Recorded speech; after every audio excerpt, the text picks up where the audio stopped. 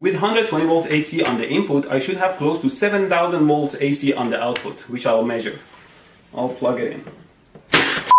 As I mentioned in my other video, a power supply like this one that can generate 70 amps doesn't necessarily hurt you at all if the voltage is set very low. Observe. No! Who the hell set this to 25 volts?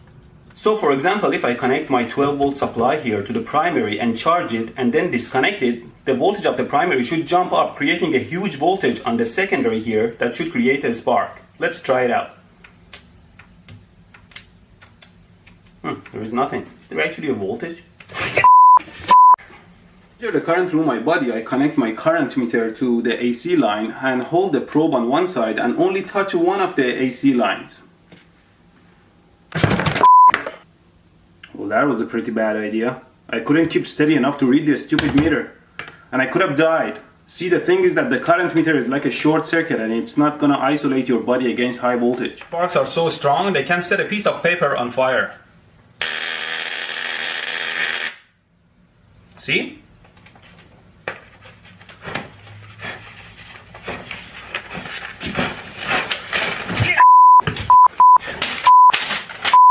Let's start with a real capacitor. At least real capacitors can't get electrocuted.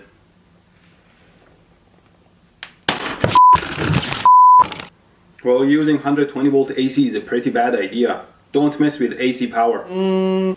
May the power be with you. I have the power. Ding, ding, ding, ding, ding, ding. I am your father. Ding, ding, ding, ding, ding. Let's taste it. Makes you want to join the dark side. Get it? It's a line from Star Trek. Okay, now let's...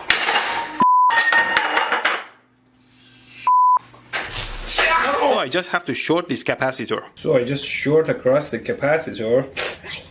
Now I just connect it to the battery and it's... It was a mistake. See, the capacitor wasn't there to block DC. It was stepping down the AC, feeding into a full bridge rectifier, where you get your DC output to power your circuit. 1 turn. 2 turns. 3 turns. This is gonna take too long. Now if I shove the magnet into the coil, I see that the voltage is generated. And the faster I go, the higher the amplitude, like this. What the are you doing? What? Just close the door next time. What? Kitchen, they bring 2 phases to the outlet, and to do so, if you look here carefully, they have to cut that tiny bridge. Damn it. I have to learn to open the breaker. Number 4, DC lines are much easier to connect to each other unlike AC. Let's connect 2 AC lines together. Here I have my car inverter running on the 12 volt battery, and here I have the CD power line. Both of them are exactly at 120 volt AC. And solder the circuit exactly like shown in the video, and we'll run it off 2 AA batteries. Now if I bring the circuit close to the live wires, oh hey look.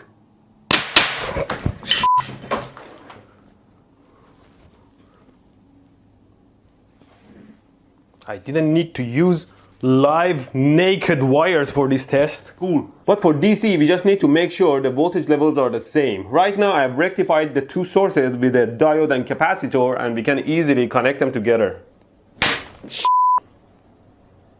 Yes, we need to make sure they are the same voltage level and the same polarity, of course. This is a transformer that outputs 240 volts.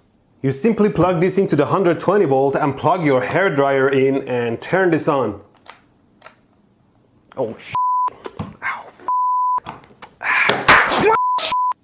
This could only output 100 watts, but this needed 1000 watts.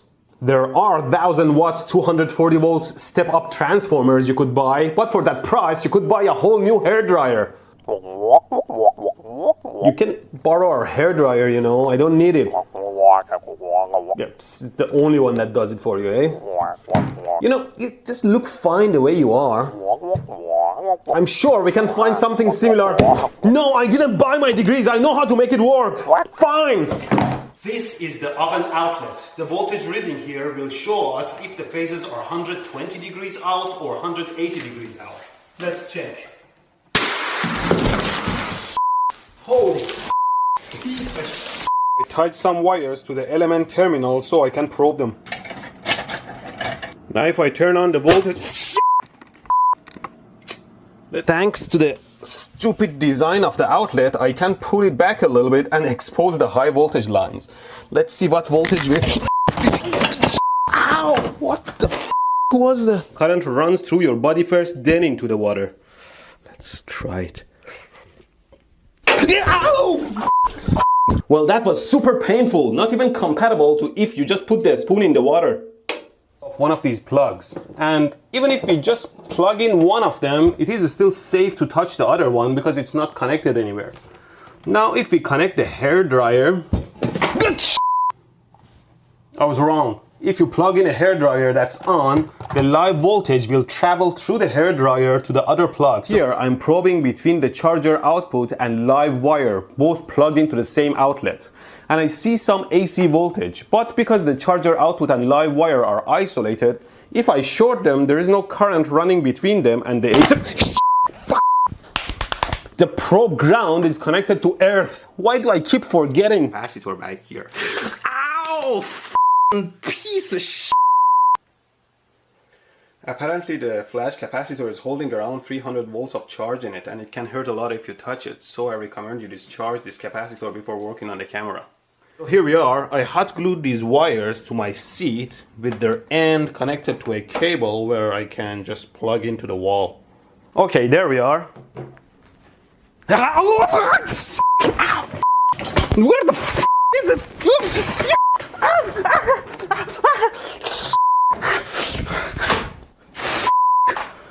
The whole seat is melted. Oh! Okay, let me show you how well it works. First, without the anti-pay.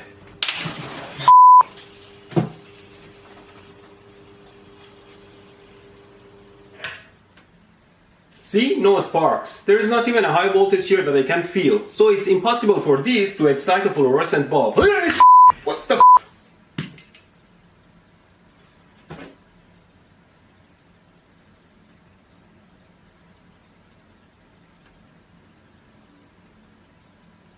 Was I wrong?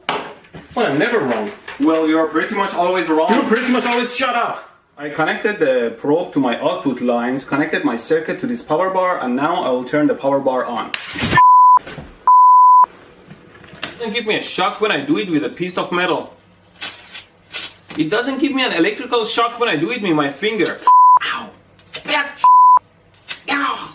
But it burns my skin into a charcoal. I like to use my 100 ohm resistor and connect it to the output to see how the waveform changes.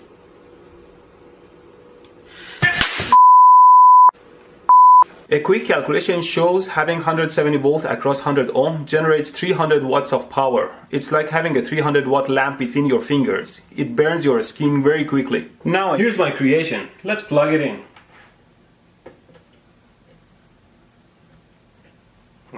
Amazing. Usually shit goes haywire at this point. Oh, I forgot to turn on the... What the f*** was that? I said I'm sorry! Always double check and triple check your circuits to make sure there is nothing shorted, especially when dealing with power circuits. Let's give it a try. There we go, the charger LED is on. Now it's off. Turning much harder now. Oh no! I killed the phone! Did you say you killed your phone? No, I... Did you? Damn it, Mehdi! How much do we have to pay for your f***ups? I was just making a And video. all for your stupid videos and for what? Read comments all day and giggle? $500 is a lot of money. Who's gonna pay for that? Your comments? It's probably nothing, I'll fix it myself. Yeah, it will end up in the pile of things to be fixed. Don't you think I know your routine by now? God, what did I ever... Now if I probe the input AC... I have mentioned it before. The ground of the probe is shorted to the earth terminal of the power plug through the scope. And this circuit is pretty much riding on the live wire. So when you connect your probe ground to this circuit, you're just shorting the 120 volt AC output.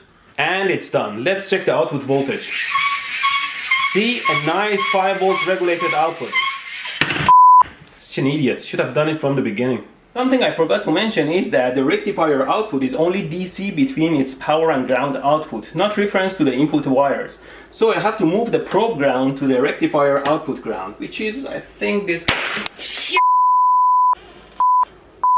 You might want to turn things off before moving things around to avoid shorts. If you need your hands free, if you use your phone, you can use your kit. Here you go, crank away.